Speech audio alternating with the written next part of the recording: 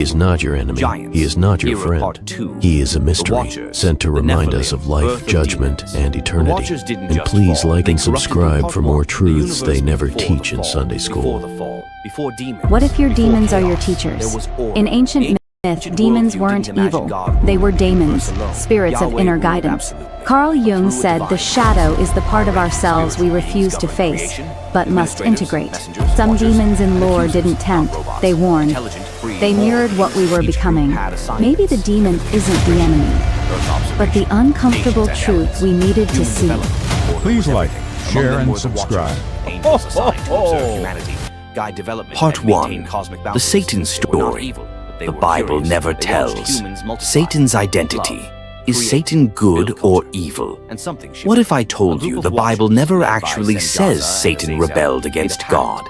They descended There to is no Earth, source, took no human women, chapter and that crossed the describes boundary that Satan was leading a never meant to be rebellion, crossed. starting a This war wasn't in heaven, romance. It or was being cosmic instantly cast Their down. sin didn't stop That there. story most Please like people and believe subscribe comes for from Part later 2. interpretations, not a clear biblical narrative. Instead, what we have are scattered poetic passages, later 2. Jewish writings The like Watchers. 1 Enoch, The Nephilim, and centuries and of the birth theology demons layered on just top. fall. They corrupted The world. idea of a After dramatic descending, the Satan Watchers rebellion began is teaching assembled, humanity forbidden not knowledge, stated. weapons So of if war, that story isn't in the sorcery, Bible, enchantments, where did it come astrology, from? and manipulation of time. Part alchemy 2 and will help you metalworking, understand domination better. and bloodshed. Humanity advanced too Part fast. 2. Without moral Lucifer maturity, is not and the earth Satan's became name. violent. From Lucifer the union was of never watchers and Satan's women name in came the Bible. the Nephilim. The word Lucifer comes Giants, from Latin, heroes of not old. Hebrew, men of It means renown. light bringer. They were or massive, morning violent, star. insatiable. Romans used it They to consumed describe the planet everything. Venus, Resources, the bright star animals, that rises humans. before dawn. Creation It began symbolized to collapse collapse and prominence. according to Not ancient evil. texts. The God Bible never calls Satan Lucifer in Hebrew or Greek. That name was added later through translation and tradition. In Isaiah 14, Isaiah isn't describing Satan's fall. The word Lucifer appears once in the Bible. Isaiah 14:12 in English says, "O Lucifer, son of the morning," in Latin translation, but the original Hebrew says Hillel ben Shakar. Earthbound, seeking embodiment, tormenting humanity, hating the very species they came from. This is why demons in the Gospels beg for bodies. This isn't mythology. This is the ancient explanation. Please like and subscribe for more facts they don't teach in Sunday school.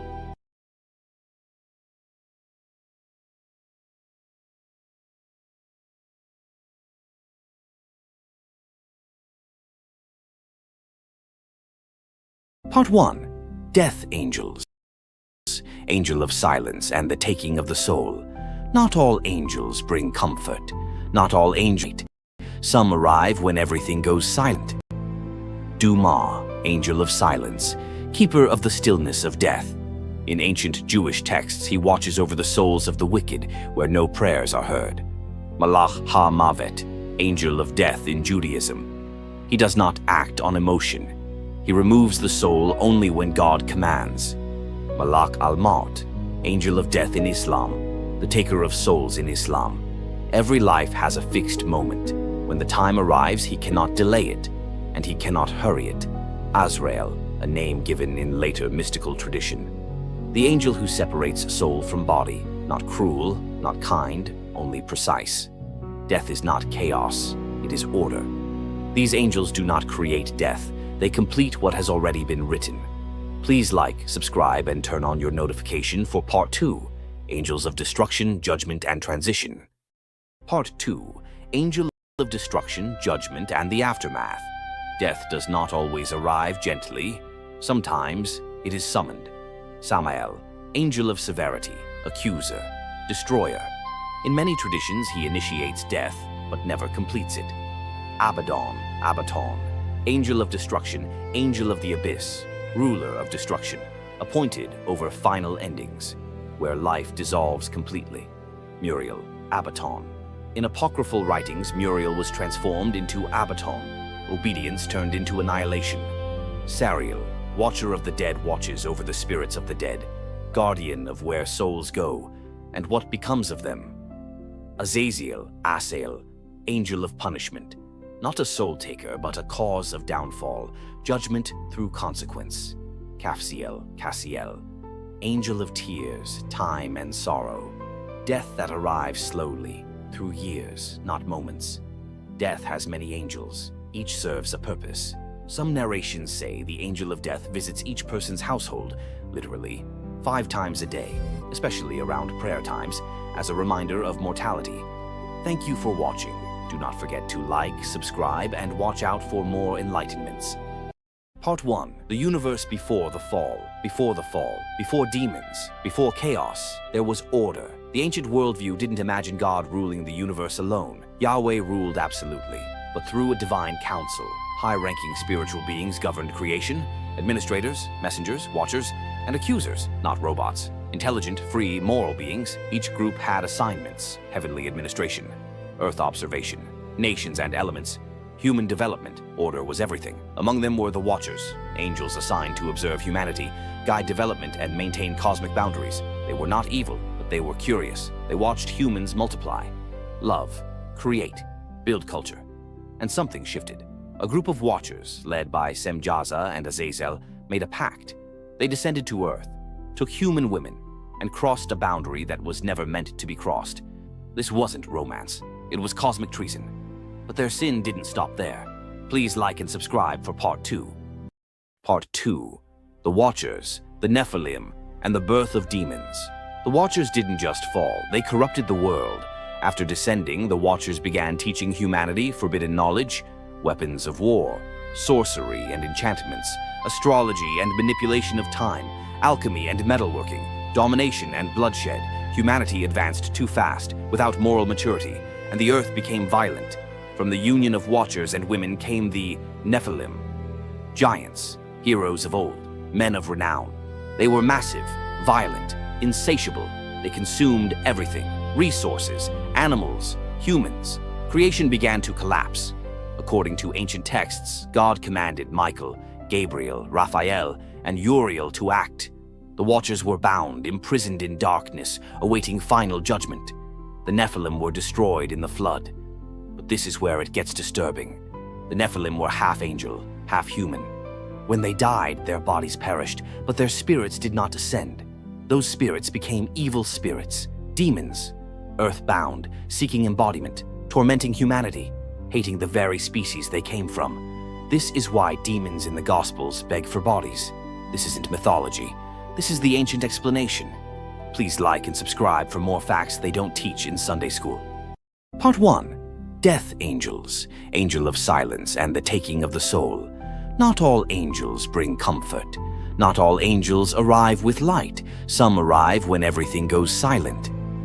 Duma, angel of silence, keeper of the stillness of death. In ancient Jewish texts, he watches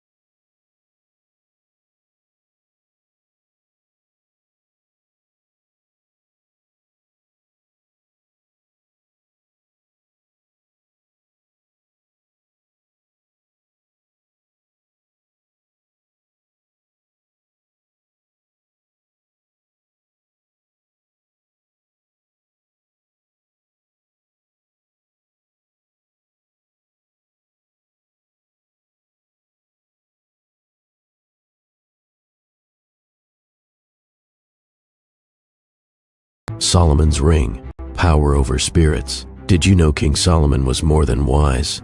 He had a magical ring that controlled demons. According to ancient texts, the archangel Michael gave Solomon a divine ring inscribed with God's name. With it, Solomon summoned and bound 72 spirits, each with secrets and powers. These spirits, demons, jinn, elemental beings, were forced to help build the temple of God in complete silence. No hammers, no chisels, only divine command. In Islamic lore, the ring gave Solomon command over the wind, birds, animals, and jinn, making him a king like no other. Some say the ring was stolen by a demon who ruled in his place. From ancient grimoires to Freemason secrets, Solomon's ring is said to hold the power to summon spirits even today, but only if you know their names. And the seal of the king, the Ring of Solomon, divine authority over the unseen. Would you wear it? Subscribe and turn on your notification for more. Solomon versus the demon. How the Ring of Power was given. A boy came to King Solomon, tired, pale, and dying slowly. Each night something drained him. The boy whispered, "A shadow visits me in the night. It sucks my life through my thumb." Solomon knew it was no sickness, it was a demon. His name was Orneus, a spirit that fed on youth and light. But Solomon had no weapon, no spell, just prayer. So he went before God and cried, "Lord, give me power, not for pride, but to stop this evil." God heard. The archangel Michael appeared, holding a ring, engraved with the seal of God. With this ring, Michael said, "You shall command spirits, bind demons, and reveal their secrets." Solomon took the ring, cast it toward the demon, and Orneus screamed, bound by divine command. Thus began Solomon's war, not with armies, but with spirits. Please like and subscribe for more. Asmodeus took the ring he swallowed, then threw it into the sea, never to be found. Solomon was cast out, wandering the earth like a beggar, unknown. For 3 long years, Solomon wandered in exile, mocked as a madman, begging for work. He cooked for strangers, swept palace floors, and spoke truth none believed. "I am the king." Until one day, a fisherman catches a fish. Inside the fish's belly lies the ring of power. That fish is cooked and served in the very place Solomon is now working as a servant. Solomon is served and found the ring again, inside a fish. The moment he put it on, the demon screamed. The king had returned. Power had returned, but now with wisdom born of humility, not pride. He'd learned the ring was never just magic, it was divine trust, and Solomon had to earn it back. Please like and subscribe for more. Solomon was the wisest king, and the only man said to command demons with a ring forged by God. But with hundreds of wives from foreign lands came gods not his own. He built temples for Chemosh, Molech, Ashtoreth. Right inside Jerusalem, idols whispered. Spirits crept in. Then came Asmodeus, the demon king. Solomon's heart, once devoted to God, became divided. The sacred flame dimmed. Ancient texts warned, "Do not multiply wives, lest they turn your heart." But he didn't listen. And in Solomon's weakness while he slept, a shadow emerged. Asmodeus, demon king of lust and deception. A demon he once controlled now rose against him. Asmodeus tricked him, stole the ring of power, and swallowed it. He then takes Solomon's form, rules in his place, and banishes the real Solomon into exile, naked, forgotten. Solomon's fall had begun, not with war, with love twisted into idolatry. Please like and subscribe for more. Solomon's ring, power over spirits. Did you know King Solomon was more than wise? He had a magical ring that controlled demons. According to ancient texts, the archangel Michael gave Solomon a divine ring inscribed with God's name. With it, Solomon summoned and bound 72 spirits, each with secrets and powers. These spirits, demons, jinn, elemental beings, were forced to help build the temple of God in complete silence. No hammers, no chisels, only divine command. In Islamic lore, the ring gave Solomon command over the wind, birds, animals, and jinn, making him a king like no other. Some say the ring was stolen by a demon who ruled in his place. From ancient grimoires to Freemason secrets, Solomon's ring is said to hold the power to summon spirits even today, but only if you know their names. And the seal of the king, the Ring of Solomon, divine authority over the unseen. Would you wear it? Subscribe and turn on your notification for more. Solomon versus the demon. how the ring of power was given. A boy came to King Solomon, tired, pale, and dying slowly, each night. Daniel was born of noble Judahite blood, possibly from the royal family of King Hezekiah. Jewish legend holds that even as a child, Daniel saw dreams and portents. He was taken into Babylon as a youth during the first captivity under Nebuchadnezzar. Mystical traditions say Daniel had the wisdom of heaven and the vision of the stars, meaning he could interpret celestial signs in hidden time, possessing 10 times the understanding of the wise men of Babylon. The angel Gabriel is said to have been assigned to Daniel as a guardian from his youth, a heavenly mentor, teaching him the hidden meanings of dreams and divine symbolism. Daniel was taught the language of angels and the names of the holy ones. Forbidden knowledge known only to prophets, he was given a celestial scroll said to contain the secrets of kingship, the timeline of empires, and the calendar of God's holy days. According to Jewish tradition, Daniel studied not only Torah but also Sefer Raziel HaMalach, Book of the Angel Raziel, a mystical text said to reveal the secrets of creation. Daniel looked not with the eyes of flesh, but with the eyes of spirit, the fiery furnace and angelic realms.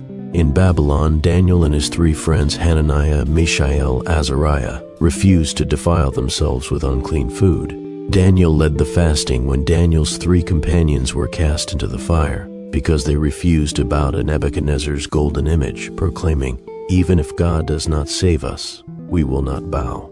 The 3 friends Hananiah, Mishael, Azariah pray in the furnace, and an angel, possibly the pre-incarnate Christ or Archangel Michael, joins them. Azariah's prayer reveals cosmic praise from all creation: wind, stars, fire, frost. They were briefly transported to the 7th heaven, surrounded by seraphim. From the fire, their praises purified the air, binding demons and silencing fallen watchers in Babylon. Bel and the dragon battle with the serpent. Daniel exposes the lie behind idol worship Bel and defeats a literal dragon, serpent worship by the Babylonians. The dragon is interpreted mystically as Leviathan, a symbol of chaos and the Antichrist. Daniel uses sacred dust mixed with pitch, symbolic of the wisdom of the earth and fire from heaven. This act foreshadows the victory over the beast in Revelation. Daniel becomes a Christ-like figure, defeating the powers of chaos through truth and faith. Daniel's visions of the end times, the sealed books, the visions of the 4 beasts and the cosmic court and the final war. Daniel sees a great beast arises, with iron teeth and fire in its mouth, Rome; a lion with eagle's wings, Babylon; a leopard with 4 heads, Greece; a bear, Medo, Persia. The Antichrist is described in vivid symbolic language as a deceiver who can command fire from heaven and mimic the Messiah. Michael the Archangel appears as a warrior prince who will lead a final heavenly war. A hidden scroll is given to Daniel containing knowledge said to contain the 70 names of God. He sees 1,290 and 1,335 days, numbers believed to hold the timeline to Messiah's return, sealed until the time of the end, which is linked to the Tree of Life and contains maps of the angelic worlds. In some manuscripts, Daniel sees a resurrected Enoch and Elijah preparing the righteous. Then he sees the Ancient of Days on a fiery throne, 10,000 times 10,000 angels and books of judgment opened. Daniel is temporarily transformed into a seer prince, allowed to speak in the heavenly court as an intercessor for Israel. Daniel is also aware of fallen angels, the watchers whose rebellion he sees echoing through history. Daniel is part of a trinity of heavenly seers: Enoch, who walked with God; Elijah, who ascended; and Daniel, who saw into the end. Daniel's tomb and posthumous role. Daniel's tomb is traditionally said to be in Susa, Shushan, in Iran. Daniel's body did not decay, a sign of divine favor. His tomb was protected by angels. In Jewish writings, Daniel appears in dreams to righteous people, acting as a revealer of secrets and interpreter of the end, and Daniel will rise before the end of time to reveal the final unsealed scroll. Please like and subscribe for more knowledge. Melchizedek, the eternal high priest. Who was Melchizedek? The priest with no father, no mother, and no end of days. He appears suddenly in Genesis, blessing Abraham with bread and wine, like communion, but he's no ordinary man. He's called King of Righteousness and priest of the Most High God. He ruled from Salem, ancient Jerusalem, long before the temple or the law ever existed. Dead Sea Scrolls call him a heavenly judge, a being sent to defeat darkness and proclaim freedom. Some say he was Shem, son of Noah, others an angel, or even Christ before Bethlehem. In Hebrews, he's the prototype of Jesus, eternal priesthood, divine authority, no human lineage. King, priest, timeless, righteous. Melchizedek was a mystery the prophets revered, the apostles revealed, not bound by tribe, not made by ritual. He stands as a gate between heaven and earth. Melchizedek, high priest of eternity. Follow for more hidden mysteries. Please like and subscribe for more. Metatron, the guardian between realms. Long before a man walked with God and vanished. His name was Enoch, transformed not into legend but into flame, into power, into Metatron. He became the scribe of heaven, recording every thought, every soul, every heartbeat of creation. Crowned with light, cloaked in eyes, Metatron holds the cube of all creation, the divine blueprint. He is the bridge between heaven and earth, the voice of God when the silence is too vast to bear. To some, he is guardian, to others, mystery, but to the divine, he is presence. Until the way is opened again, please like and subscribe for more. The angel who carries God's throne. Across three great faiths, an ancient mystery surrounds the throne of God. In Jewish mysticism, the Kayot HaKodesh, holy living creatures, burn with divine fire, their wings ablaze, faces multiplied. Beside them, the Ophanim, wheels within wheels, turn, watching, knowing. In Christian visions, four beings encircle the throne: lion, ox, eagle, and man, crying, "Holy, holy, holy." In Islam, they are the Hamalat al-Arsh, mighty angels bearing the throne of Allah, praying for the faithful. And on the day of judgment, there will be 8. Some whisper of Metatron, the human-turned angel, standing ever before the throne. Not just angels, divine mysteries, echoes of the throne. Please like and subscribe for more. The Guardian of Eden. After Adam and Eve were cast out, the Garden of Eden was sealed forever. At its gates, God placed a mighty guardian, cherubim, and a flaming sword that turned every way. Not a baby-faced angel, but a being of fire and wings. In Ezekiel's visions, cherubim had 4 faces and eyes all over their bodies. Their purpose? To block the tree of life and keep mankind from immortality after the fall. Some ancient texts say the archangel Uriel stood at Eden's gate, sword blazing with divine fire.